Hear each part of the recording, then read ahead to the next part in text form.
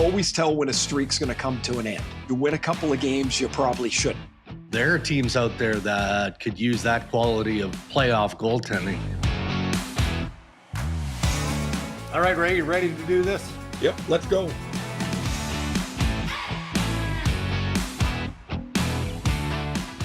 Powered by Reb Media in partnership with TSN, it is season 7 of the Ray and Greg's Hockey Podcast, presented by our title sponsor, Tim Hortons. The Tim's NHL Hockey Challenge is back in full force in the Tim Hortons app. You've got a chance to win daily and monthly prizes for picking players who you think will score. Plus, there's a chance to win a new Hyundai Tucson as part of our grand prize at the end of the year. Canadians can also try to keep a 7-day streak alive and win a free coffee or tea for a week. Check it out. timhortons.ca for a full list of prizes. Hello, Ray. How are you today? How was your weekend? It was good. I mean, I got back Sunday, and Riley's back from college for spring break, which is awesome. Cammie's brother and his wife and their 1-year-old is out for a visit. So yesterday it was like a carnival in here. Landon's here with his wife and their 2-year-old. We got a 1-year-old. We got a couple of dogs. Right, like it was. You know how I like peace. That was not it, but it was great. It was so good to see everybody, and we're supposed to get a little snow, which is it's an event in Vancouver. We're not equipped for that, but nothing yet. So we'll see how that goes. What do you got going? Nah, you know what? Relatively quiet, which is nice, right? Come out of the trade deadline, which was somewhat underwhelming with just 19 trades. The TSN trade bait board took a beating throughout this experience. I was chirping Steve Dryden, he's more or less the manager of it, right? He doesn't supply the information. So this in no way is a reflection of a diminishing skill set of Steve Dryden, but apparently 4 of the 30 top names on the TSN trade bait board were traded. 4 of 30. I said to him, man, I don't track that kind of stuff. I help, like I'll contribute. Somebody asks me, Steve or Chris Johnson, or say, hey, what do you think of this guy? You're hearing that? Or are you hearing this? Of course, you submit your opinions and your knowledge, but 4 out of 30. I think that speaks more to the day. Yeah. Well, yeah, but you know what I wonder a little bit too of that is it's shown over time, teams that make the biggest trade deadline acquisitions rarely pan out in that first year. Yeah. I think people would even go back and say, well, Colorado went and got Ray Bourque and they won the cup. Yeah, not the first year. No. They won it the next year. And correct. Yeah. so I wonder if teams are a little hesitant, maybe, and you can say the prices are high. Right. I guess they're high, but so if you're some of these other GMs, now you're left with players you were going to move, or maybe not going to move, or maybe you hope for a rebound, and it's such a inexact science for sure. Yeah, and there weren't as many teams this year that needed salary retention, and even the teams with cap space trying to sell that space didn't have any luck. It was just collectively, it was just that weird sort of environment as the Canucks, the Leafs, I mean, so many teams would talk about. So anyway, we'll see. You know what it does? It fuels guys like me and more of the bosses into expecting great things July 1st. Okay. So or even the draft, right? Yeah. Here's the next thing I think that'll be interesting is as the cap goes up, just because the cap goes up doesn't mean all the teams are going to go to the cap. It actually means, I think in theory, there's going to be haves and have-nots. Yeah, for sure there will. And so that the salary floor will become more in play than it is now. Yeah. So, and we're going to keep an eye on that, not just the cap, obviously. I mean, it's projecting to go to 104 million, right? And then after that, 113.5. There's some projections that suggest it's going to go much higher than that in a short period of time. And we'll have this conversation moving forward, probably closer to the end of our season.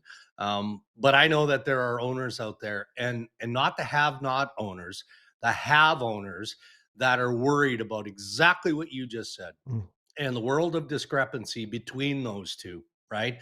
Where the haves are going to spend and but there are some, I would look at Colorado, given the wealth of the ownership of the Colorado Mhm. Avalanche, as a team that comfortably could be in the category of the have. But Sure. they're not going to manage their team that way. They're going to say, Right. no, here's our 5 years from now. Yeah, the salary cap's at 130 million bucks. That's great. That's not what we're spending. Here's what we're Yeah. spending. So it is going to be Right. interesting to see how that is employed in terms of how teams build their rosters moving forward. All right. It's fun to be talking about hockey again. And I mean, we do that as part of the lead up into the trade deadline. But coming out of the trade deadline, now you really have Right. that race, right? So let's start Oof. there in headlines brought to us by the Canadian Brewhouse. Hey, get lucky at the Canadian Brewhouse this St. Patrick's Day, a stretch of days, March 13th through the 17th. You can enter to win a trip or two to Ireland. Celebrate with green beer. Why wouldn't you? Guinness, Jameson, one of my favorites. Don't miss the party at the Canadian Brewhouse. Okay, so roughly as we record here Tuesday morning, 17 to 20 regular season games left. Pacific Division is still very, very messy. You look in the Metropolitan, you've got the Columbus Blue Jackets who are pushing the New York Islanders, no doubt about that. In the Atlantic, Ottawa, Montreal, Boston, Detroit, they're all jammed up in the Atlantic. Which Right. division are you most eager to see how it's all going to play out? For me, the Atlantic, I think there's a chance for all kinds of chaos with the four teams. They're all Detroit, Montreal, Boston, Ottawa, and Mhm. it feels like a couple of game losing streak can really turn a fortune. This Poof. is where I would love to see if in the last month of the season teams only played in their division. Mhm. I would love. I mean, I would love to see if that could be approached for just this Interesting. reason. Just this reason, they become playoff games. And Yeah. if, like, I know next week, and I know this, of course, just because I live in Vancouver, but um, Tampa and Florida come into Vancouver next week. Like those should Yeah. be in division games. Like Tampa and Florida should be playing, not in October. They should be Mhm. playing. That's what I think anyway. But you look at Detroit's trying to break their 9-year stretch to get in. Mhm. Buffalo has separated themselves, and they're going to break their 14-year. Now Ottawa wants to make it again this year, and Montreal made it last year. Boston missed, and all these teams are climbing on each other. And I just I love when the games get like this, that you almost get to the point you don't know which one to watch. Right. And to me, this is by far the best part of the season. I will tell you this from the players' standpoint, Mhm. the season is so long, and right after the trade deadline, it feels like it's a race downhill. Like you Yeah. can't believe how few games you have left.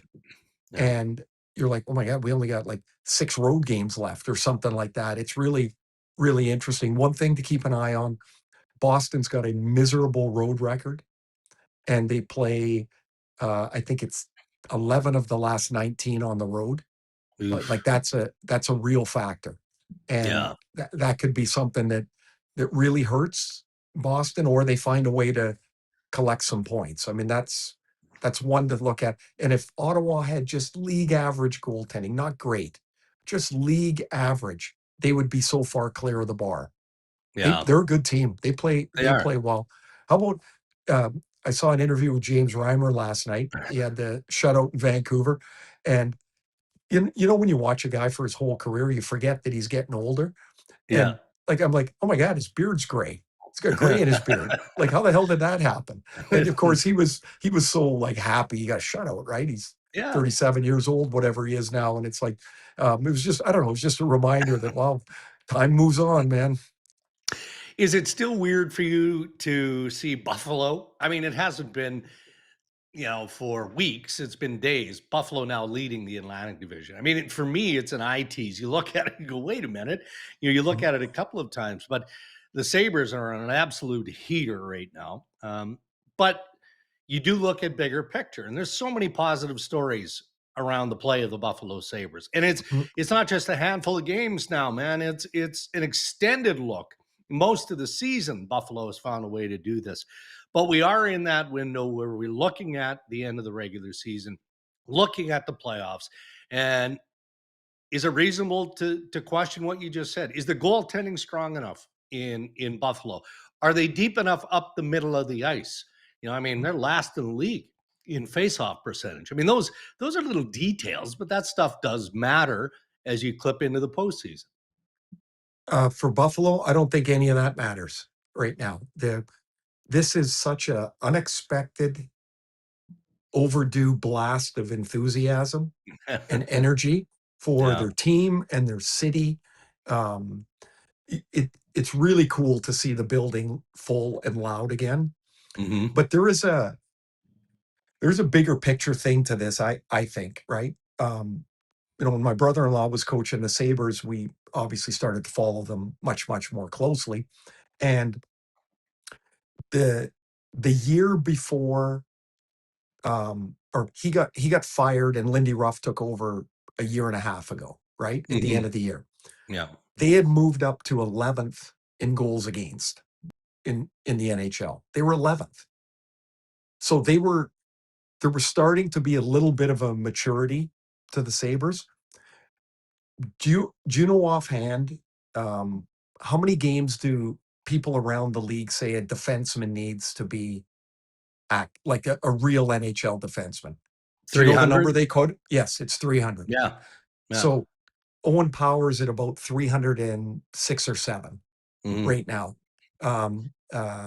Rasmus Dahlin's not that far ahead of that, even though it's more for him because he has been in the league since he's 18 years old. Bo Right. Byram is young. Matthias Samuelsson is right at 300 games. Hmm. So half of their defense are kids. And then they just moved out Bryson, and he was around that same number. I think my point is there's a maturity thing to this whole Sabres team that Hmm. I think a lot of them are just coming of age. Like they had in goal Luukkonen, who was a totally inexperienced goalie, and they brought in Eric Comrie to back him up, and he was inexperienced. Yeah. Eventually, these guys get some games under their belt. They learn how to play in the league. They maybe adjust their games a little bit, and they have. It seems like they've just kind of hit this sweet spot. They're a good team.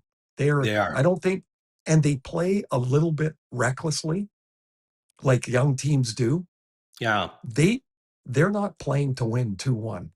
They don't care how they win. And I think this is a real positive. So if they give up 4, they go, well, then I guess we got to score 5 tonight.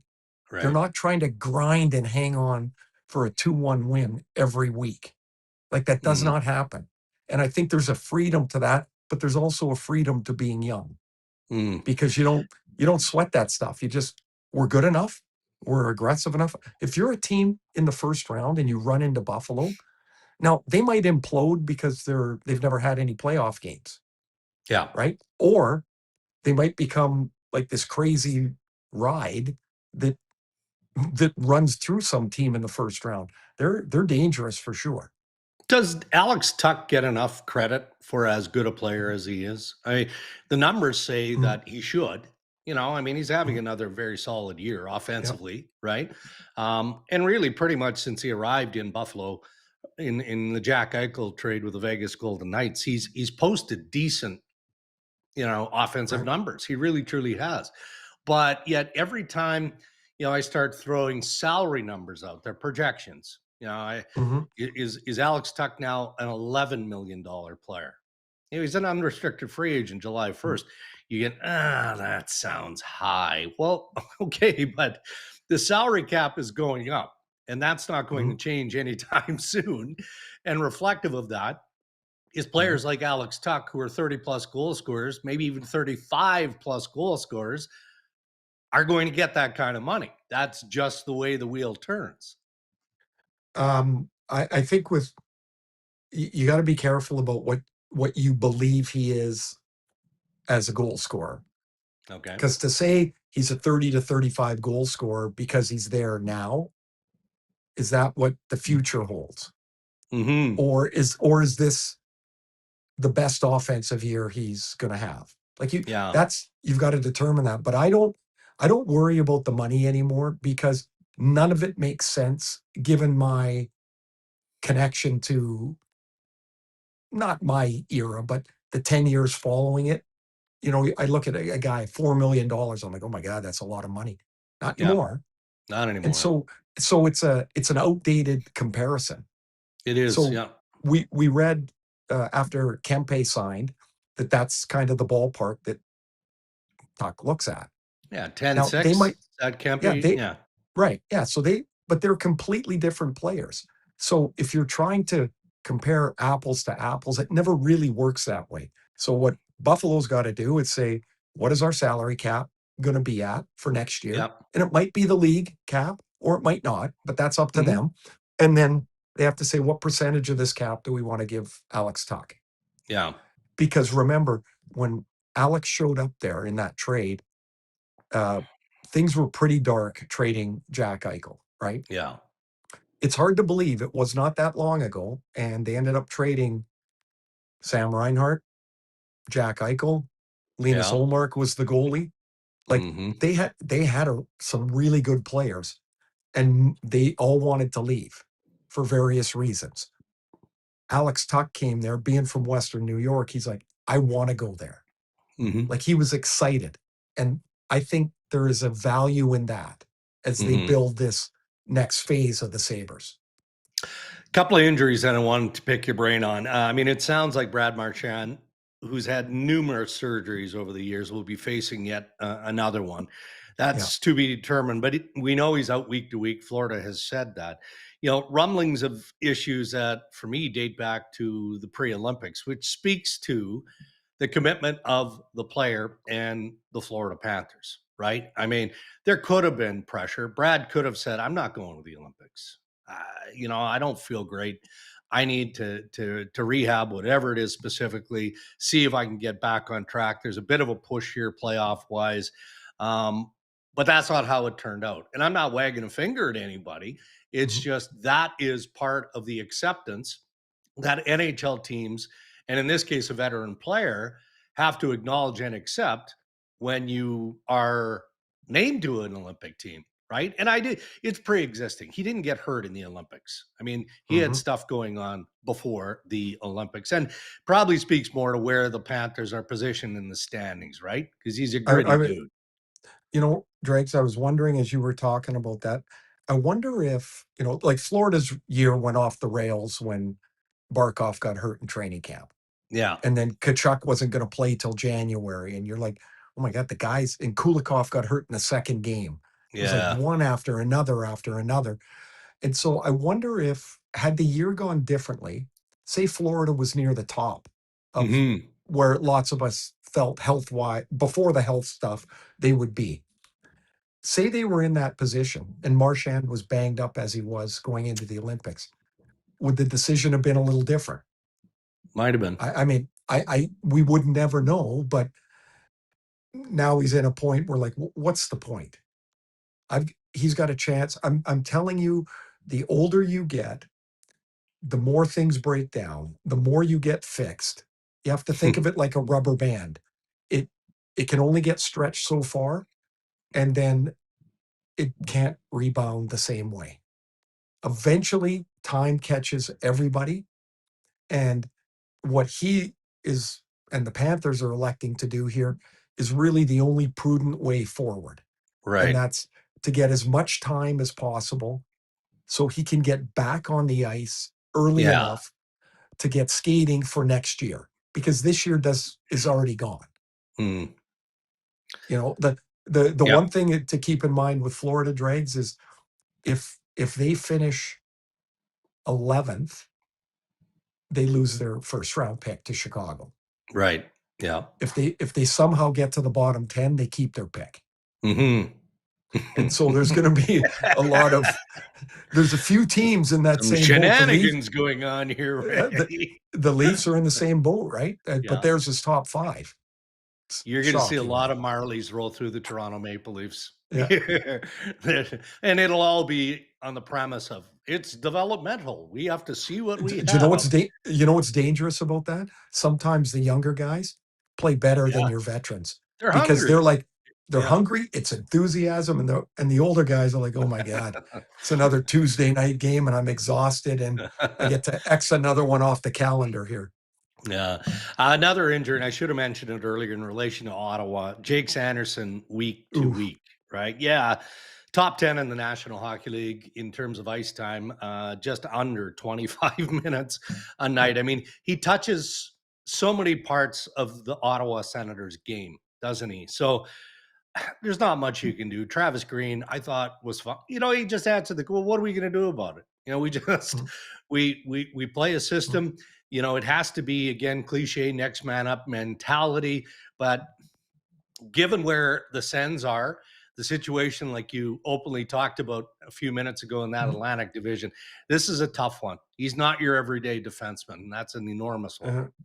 Well, and for many reasons, the blow's heavy, but when you're the player, the players on the team, if a guy's out day to day, you're just looking around the corner and you're like, oh, you know what, he could be back next Monday or next Thursday, or when it's week to week, and you're looking at a chunk of games and you're like, wow, we lose Sanderson for all that. Yeah. You can plug a hole for a week or so, or a couple of weeks, but a number one D, I guess more pressure to Thomas Chabot. Yeah. But he's still not replacing those minutes. One other guy drags in that Atlantic. I don't know. I hadn't seen the reports today, but Dylan Larkin.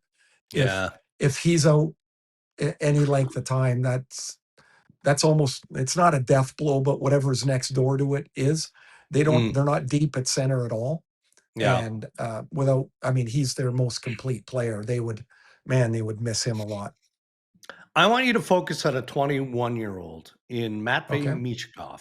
All right. Philadelphia Flyers. Sure. And the reason I bring him up is, man, he's one of these galvanizing kids from a media perspective, right? We can't get enough of him, good, bad, or otherwise. And he can't escape the spotlight, and not just in Philadelphia, but again, league wide. So he's now playing right wing with Noah Cates and Denver Barkey. Michkov wants to play on the right side, and because of the trade deadline moves that they made, Rick Tocchet now sees a spot for him there. But Tocchet's system required less skating on the left wing. And for chunks of the regular season, that's where Tocchet felt like Michkov deserved to be, right?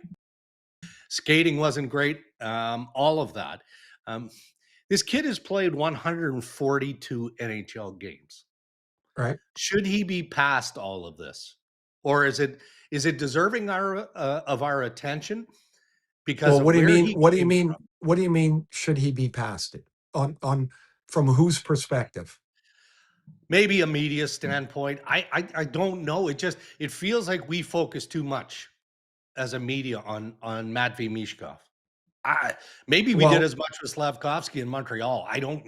Maybe I don't know. It just feels like the scrutiny around this kid is tighter than it should be.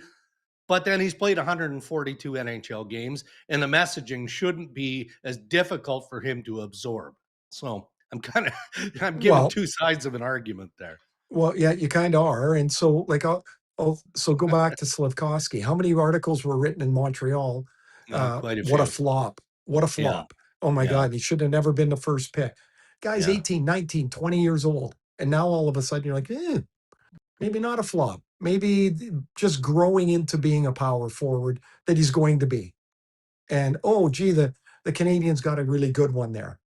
Like that, the articles are starting to change here. And they should change. They should. Right? As for Michkov, this becomes a big deal because the Flyers made it a big deal.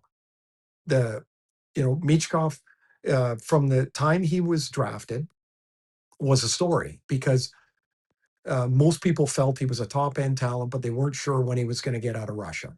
Right. And so the Flyers stepped out and took him. He has a really good rookie season. If you break the rookie year down, it's mostly in the second half of the year where he really started to go. Mhm. And he had, I think, 26 goals. I'm not real sure what happened over the summer, but he came back. He wasn't in shape at camp. It's Tocchet's first year. And so instantly you have a butting of heads. Yeah. Um, I think the game differently than Toc does. Like, I look at, I just maybe the way I grew up and the way I played, and I look at it as if you have an exceptional, and Michkov is offensively a pretty exceptional guy, Yeah. and he's best suited to score on the right wing, I would have him on right wing. I Mhm. understand your system defensively is better if he plays on the left wing. My answer to that is then find somebody to play defensively on the left wing, because it's way harder to find Yeah. a guy to score. It's way harder. And so now it becomes a public tug of war. Danny Briere says we prefer to a look on right wing. Tocchet says we'd prefer, or I prefer him on left wing. He just said the other day, now Bobby Brink got traded. We'll see where it goes. Well, Yeah. so now why is the story going to disappear? Every time Michkov doesn't get the puck out on the right wing, somebody's going to write a story. See, if he was on the left wing, he would have got Absolutely. that puck out. And so I don't know if people understand the differences of right and left wing, but I'll say it to you this way. If you're most of your life, you're looking always over your left shoulder, the picture in front of you is one direction. If you get flipped to the other side of the ice, it's not just moving to the other side of the ice. The entire picture is different because you're Sure. looking over your right shoulder. And so guys' sticks that you're going to pass to, they're in a different place. Yeah. Your routes coming out of the zone are in a different place. He likes guaranteed receiving the puck on his backhand and having the ability to take one step to the middle and creating. When you're on the left wing, you cannot do that. And so it becomes a theory question. Do you value defense more, or do you value production more? And until they figure that out, there's going to be, well, I guess people don't spill ink, whatever they do to write articles these days. That's what they're going to do. They're going to write articles until that sorts itself out. I bet you he ends up on the right wing. Mm. See, that's why I like the post trade deadline versions of Randriggs, because we're right in that gray area, right? We Yeah. can see the looming of the playoffs. We've got tons of time to talk about that. Yeah. We can dart all over the map and get into these little sidebar stories that are sensational. Well, before we had the list and the trade and did you Oh, I know. hear, and Yeah. you know now How do you feel there's about nothing to hear. how do you feel about a little clickbait to end the Canadian Brewhouse headline? Oh, bring it on. You What up do you for it? got for me today? What do you got today? Well, I'm curious what your view is on the need, the benefits of having a president and a general manager. So you've got Jimmy Rutherford, you've got Patrick Galvin in Sure. Vancouver, Gorton and Hughes in Montreal, Jackson and Bowman in Edmonton. I mean, Craig Conroy is surrounded by 6 different people in Calgary. Like literally, I mean, His phone Maloney, must just be Nonis, bing, bing, bing, bing, yeah, bing. his assistants. He's got Pascal, he's got Hanlon. I mean, go down the list Yeah. in Calgary. I'm looking at, I've been paying attention to this for quite some time. So Right. Toronto did not replace Brendan Shannon. They hired Keith Pelley, who's the president of Maple Right. Leaf Sports and Entertainment. They do not have a specific president of hockey operations. Brad Mm-hmm. Treliving has a plate full and it's spilling over in a lot of different directions. And Yeah. I don't know that it is a job that can be done by one man, just because of the market noise. And Okay. you can't get in front of stuff. There's a leak over here. All right, well, I'm going to try and plug that one. Oh, wait a minute. There's 3 more over here. And when Shanahan was there, you had John Rosasco who was there, and that wasn't their sole purpose for being there. But you know what I'm saying? Like they managed the volume and allowed the general manager to focus solely on what Right. his job is. So is that an area you think that is high level importance and Toronto needs to go out and no, we don't know what changes are going to look like in the offseason, but do they need that defined role of a president of hockey ops in Toronto? Okay, but define the role. Is part of that you're helping run the team? Is the president supposed to be hands off? Is I don't think um, so. I don't think so because all the men we've talked about or I've mentioned to you, they're all mhm, hands on. Like Jimmy Rutherford is hands on. Jeff sure. Gorton is hands. They're all hands on. So I think that Okay, but can be so the does question. does the president have the authority? Is the president above the general manager, or is he beside the general manager? Hmm. And so Well, I think that yeah, matters it would because matter. so does Kent Hughes work for Jeff Gordon, or does he work with Jeff Gordon? Right. And I think that is a real gray area, position to position. If if you're if I'm MLSE and I hire a president, very clearly that job has to be defined as to what the template is for that position. Does he become instantly Brad Treliving's boss? Well, then Brad's working for this guy who's just come in, who might have a whole bunch of different ideas. And then how are you going to make that work? Right. If you hire a GM that will have impact on the hockey department, shouldn't the president be the first guy that you hire, Yes. not the third guy? Right? They've already got a coach, they've already got a Yeah. GM. Oh, now you're going to hire the president? Well, that Yeah. doesn't make any sense to Yeah. me. If the president is at the top of the umbrella, that's the first guy that's hired. And then you hire the GM and you hire the coach. I would like to think you could build this in lockstep where Hmm. everybody is on the same term of contract. I think it gets messy when you have someone who's in a subordinate position with a longer contract than the one above him. Yeah. Like, how does that make any sense?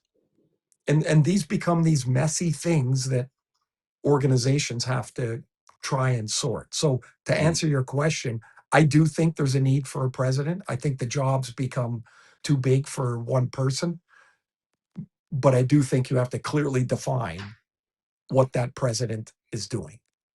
And then it gets trickier because it's easy for us to say a president is needed. Who is that? You know what I mean? Like it can't be an inexperienced individual. I don't think. Uh, I don't think it can be. And then just it gets think, complicated trying to find say, somebody. say you hire an inexperienced president and he gets hired, he does his press conference, he looks good in his suit, he has a couple of great quotes, and then he walks into his office, and then what? Yeah. It there there I can't even imagine how overwhelming that would be. Because now are you setting the agenda for the whole organization Yeah. and you've never done it before or never even been involved before? Like that, not being involved and stepping in, I think is a dangerous Yeah. thing because you'd have to, unless you're egomaniacal, you'd have to sit and look and observe first to go, okay, what are the strengths? What are the Yeah. weaknesses? We can see the Leafs are going to miss the playoffs and it feels like a little bit of a tire fire, but there are strengths there. Sure. And if if I go in as the new president, I have to be able to stand there and just watch and identify what the strengths are. You can't go in there and start, you know, bullying your way around. What the hell do you know? Everything's easy from the outside. Man, Right. I'm undefeated as a coach so far. Never Hmm. coached a game in my life. Undefeated. All right. Those are your headlines. Thank you to the Canadian Brew House.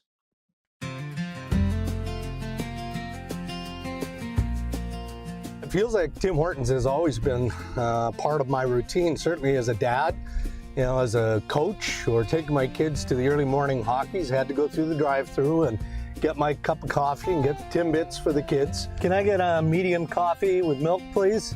Then even driving in the studio now at TSN. If I don't go through the drive-through, get my medium coffee with milk, I feel like my routine has been interrupted. And here's your coffee. Thank you. Have a great day, guys. You too.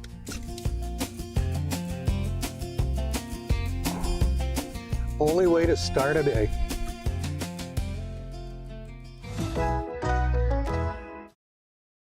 All right, we've got Ask Ray and Dregs Anything lined up for Thursday. At that point, we'll bring in Ryan Reshog. So send us your thoughts if you've got questions. We'll take those. We haven't done it in a while. Looking forward to it. We should get to it. I DMs. mean, there'll be some post deadline. Yeah. People will Lots be of fired ways. up as teams are fighting their way in here. Yeah. DM us on X, or you can just reply to our tweet on the Ray and Dregs account. That's fine Yeah, too. sure. Fire it Or up. visit rayandregs.com to submit your questions. As promised in our post-trade deadline edition, we teed up the Tim's Hockey Challenge. And I'm kind of slow playing this a little bit. So we I bring wonder in Chris why. Agunya, bring in Zuby. Yeah, you know what? I thought I was back. I went 0 for 3 a couple of times. And then I went 2 for 3 once. I thought, okay, I got the mojo back here again, fellas. I'm going. I'm 0 for 3. 0 for 3 in my last showing. No good. Zuby, I feel like the rest? pressure How's might be everybody getting doing? to you a little bit here, Dregs, of being Could be. That might be it. Hey, Zuby, what about after the deadline? Yeah. This is his final roster. You can see him. He's cramped up a little bit. I can squeeze Could him. be. Squeeze Yeah. him. Yeah. It running out of happens. runway, and Dregs had the only, I think, 0 for 3, if I recall, this week. Yes, you're right. Dregs is still at 34 out of 96 total, and Ray got one, so Ray moved up to 29 for 96, only 5 behind. Let's go.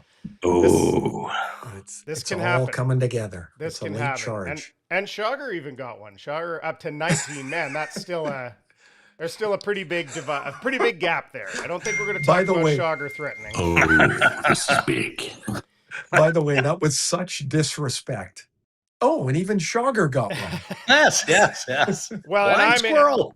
I can throw shade right now because I'm on a heater, as you guys well know from our chat. So Ray and Dregs account is up to 126 total, correct? 29%. I'd love to crest back into that 30%, but I'm on an 8-day heater, including my friend Third Bucket Andrew Mangiapane last night.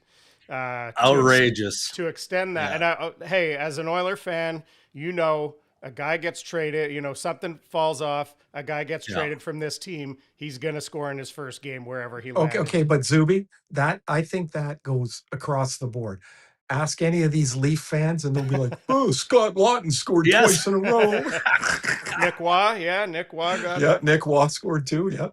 So yeah, you're right about that. But I hope there's some runway left here for Ray, especially to make this thing interesting. Oh, yeah. So maybe happened. this needs a side bet too. I don't know. Is there? Well, Wow, Dregs already this- owes me a dinner that he's never paid. No, this would be the height of Well, you were going cockiness. right by that, eh? Yeah, and I'm not ready to go here yet. I was considering at one point in the season suggesting we double up so that we actually participate Tuesdays and Thursdays to give you a fighting chance. But now that the gap is less.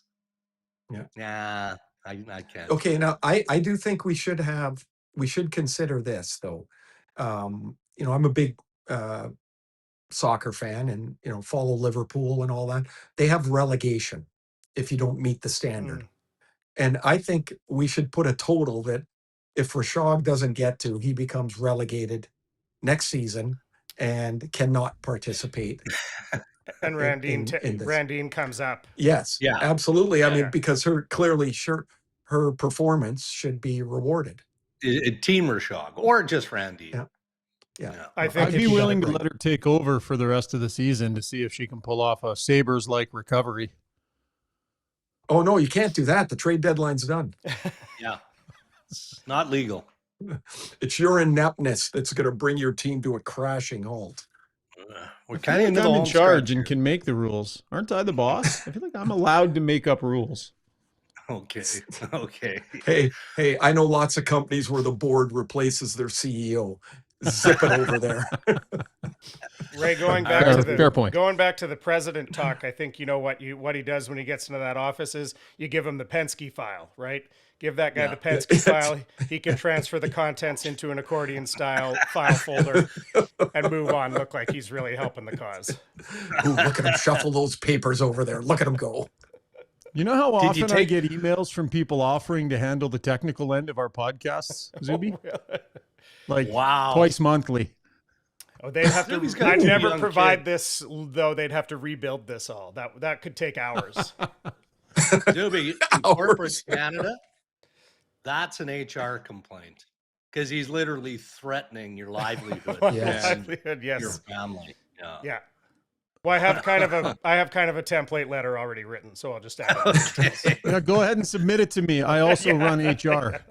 I think Randine does. All right, Zuby. Okay, we'll get geared up and we'll get ready for Thursday. We'll have to revisit the Yep. Tim's Hockey Challenge. So any are we games doing week? this Thursday? Are we doing this Thursday? I don't know. That's kind of up in the air. It might have to Yeah. be either Thursday afternoon or Friday. We'll have to. Okay, we'll have to figure so I've got here's Dregs, there are times I like to think I'm really organized, and then there, that. as you know, Any sometimes triple not. book So, a flight somewhere? well, I got a call last Thursday,